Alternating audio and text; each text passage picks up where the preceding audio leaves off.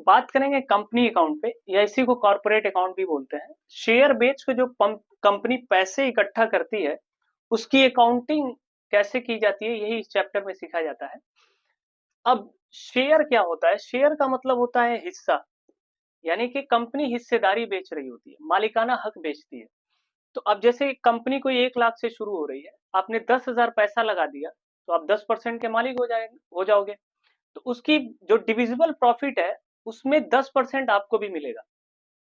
अब ये जो शेयर बेच करके जो पैसे इकट्ठा करती है कंपनी, उसी को बोलते हैं शेयर कैपिटल। ठीक है, अब ये 3 तरीके से शो होती है। एक होता है ऑथराइज शेयर कैपिटल। ऑथराइज का मतलब होता है कंपनी पूरे लाइफ में कितने पैसे इकट्ठा कर सकती है शेयर बेच के, उसी को बोलते हैं ऑथराइज या रजिस्टर्ड शेयर कैपिटल। जैसे मान लेते हैं कंपनी पूरी लाइफ टाइम में 1 लाख पैसे रेस कर सकती है, ठीक है, तो उसको बोलेंगे ऑथराइज शेयर कैपिटल। जब एमओए बनता है, मेमोरेंडम ऑफ एसोसिएशन, तो उसमें लिखा होता है कि कंपनी पूरे लाइफ में कितने पैसे इकट्ठा करेगी शेयर बेच के, ठीक है। इसमें यह भी लिखा होता है कंपनी का नाम क्या होगा, उसकी मेन हेड ऑफिस कहाँ पे होगी, उसकी लाइबिलिटीज क्या क्या है, वगैरह वगैरह। एक बहुत ही इंपॉर्टेंट डॉक्यूमेंट होता है जिसको मेमोरेंडम ऑफ एसोसिएशन बोलते हैं।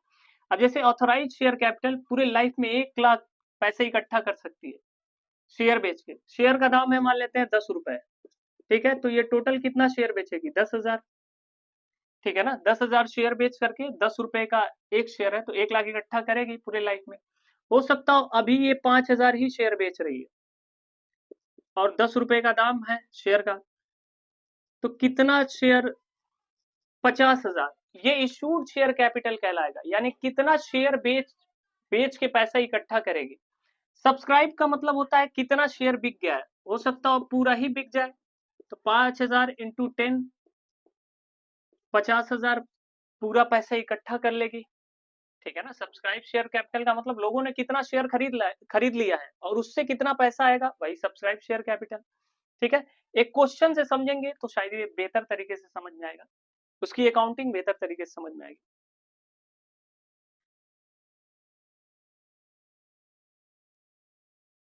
कुछ चीजें समझ लेते हैं क्वेश्चन समझने से पहले। जैसे शेयर है, शेयर पार पे इश्यू हो सकता है, प्रीमियम पे इश्यू हो सकता है, लेकिन डिस्काउंट पे इश्यू नहीं हो सकता। री इश्यू जरूर हो सकता है, वो क्या होता है वो बाद में डिस्कस करेंगे।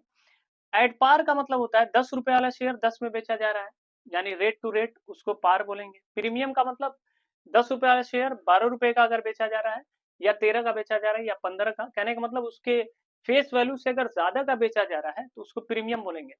डिस्काउंट पे ये इश्यू नहीं होता है, ठीक है। अब ये क्वेश्चन है, इससे हम इसकी अकाउंटिंग समझते हैं ज्यादा बेहतर तरीके से। दे रखा है कि एक कंपनी है, 1,000 शेयर इश्यू करना चाहती है और दाम है 10 रुपए का। अब ये पूरा एक ही बार में कंपनी पैसे नहीं लेती है। अगर ये पूरा एक ही बार में ले ले तो इस कंडीशन को बोलेंगे लमसम, ठीक है। लेकिन ये एक ही बार में अगर पैसे नहीं, ज्यादातर पैसे एक बार में नहीं लेती है कंपनी, क्या करती है तोड़ के पैसे लेती है। 10 रुपए का शेयर है, अप्लाई करेंगे उस टाइम पे ले लेगी, 3 रुपए मान लेते हैं एप्लीकेशन पे ले ली।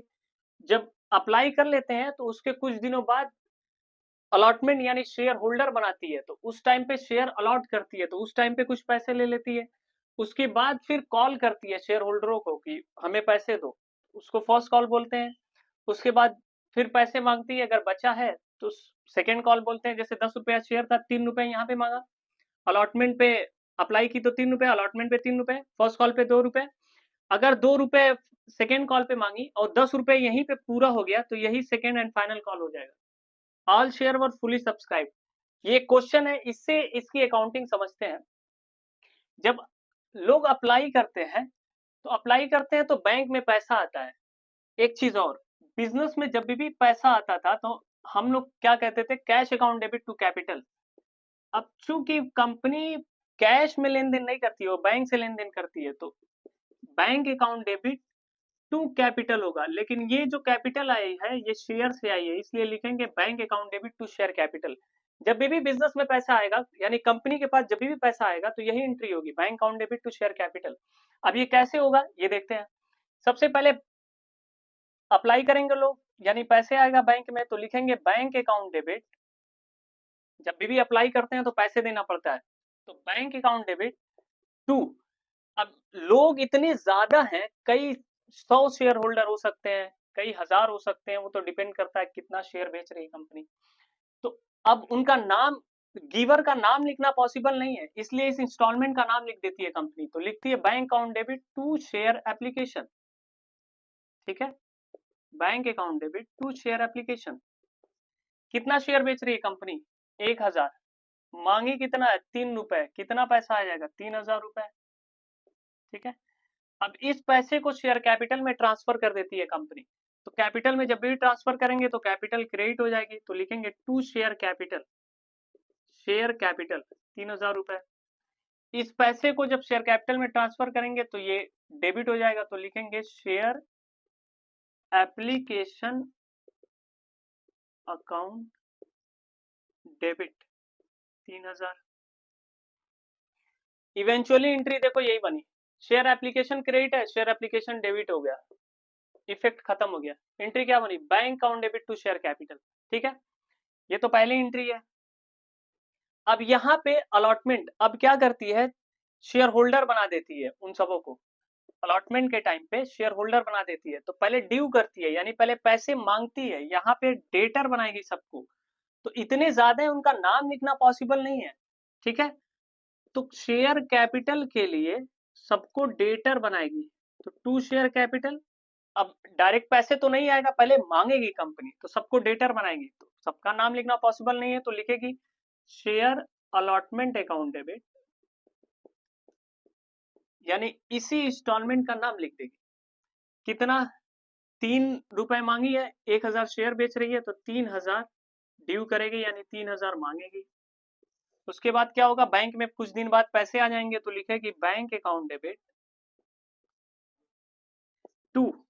जब ये डेटर पैसे दे दिए तो डेटर क्रेडिट हो गए, खत्म हो जाएंगे, तो क्या लिखेगी? Bank account debit to share allotment 3000 रुपए। ठीक है, उसके बाद फर्स्ट कॉल फिर ड्यू करेगी, तो एंट्री बनाएगी share first call account debit, यानी सबको डेटर बनाएगी, तो share first call account debit to share capital, यानी इस शेयर कैपिटल के लिए सबको डेटर बना दिए। कितना? 2 रुपए कंपनी मांगी है, 1000 शेयर बेच रही है, तो टोटल कितना मांग रही है? 2000। ठीक है, कुछ दिनों बाद पैसा आ जाएगा, तो एंट्री बनाएगी bank account debit to share first call को, यानी ये जो डेटर बनाई है इसी को, जब डेटर पैसे दे देते हैं तो क्रेडिट हो गए, खत्म हो जाते हैं, तो क्या लिखेंगे? Bank account debit to share first call. कितना? 2000 रुपए। ठीक उसी तरीके से कुछ दिन में फिर सेकेंड कॉल ड्यू करेगी, तो क्या लिखेगी? Share second and final call account debit. सबको डेटर बनाई, किसके लिए? शेयर कैपिटल के लिए, टू शेयर कैपिटल। कितना? 3 रुपए मांगी है, टोटल नंबर ऑफ शेयर कितना बेच रही है? 1000, तो कितना मांगेगी? 2000 रुपए। ठीक है, उसके बाद कुछ दिनों बाद पैसे आ जाएंगे, तो क्या लिखेगी? Bank account debit to share second and final call. ठीक है, ये डेटर, यहाँ पे डेटर बनाई थी, जब पैसे दे देंगे तो एक रेट खत्म हो जाएंगे सब, 2000 रुपए। ठीक है, इस तरीके से एंट्री होती है, बाकी नरेशन कर ही सकते हो। Being application money receive, application money transfer to the share capital account, being share allotment money due, being share allotment money received, या सिर्फ ऐसे भी लिख सकते हो, अलॉटमेंट मनी रिसीव, बीइंग लगाने की जरूरत नहीं है। ठीक है, अब लमसम वाला कॉन्सेप्ट समझ लेते हैं क्या होता है। देख सकते हो आप, स्क्रीनशॉट लेना चाहते हो तो ले लो।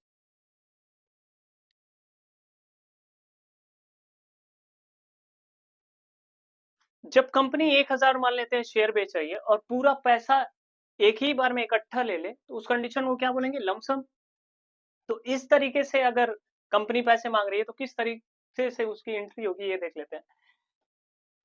एंट्री बनेगी bank account debit to share application and allotment. ठीक, कितना शेयर बेच रही है? 1000 इंटू 10 रुपए पूरे एक ही बार में मांग रही है, तो बैंक में कितना पैसा आ जाएगा? 10,000। ठीक है, इस पैसे को भी फिर शेयर कैपिटल में ट्रांसफर कर देगी, तो क्या लिखेगी? इंटे क्या होगी? Share application and allotment money, sorry allotment account debit to share capital 10,000 10,000। ठीक है, यानी एक ही बार में जब पूरा पैसा ले लेगी तो एप्लीकेशन और अलॉटमेंट एक साथ लिखा जाएगा। ठीक है।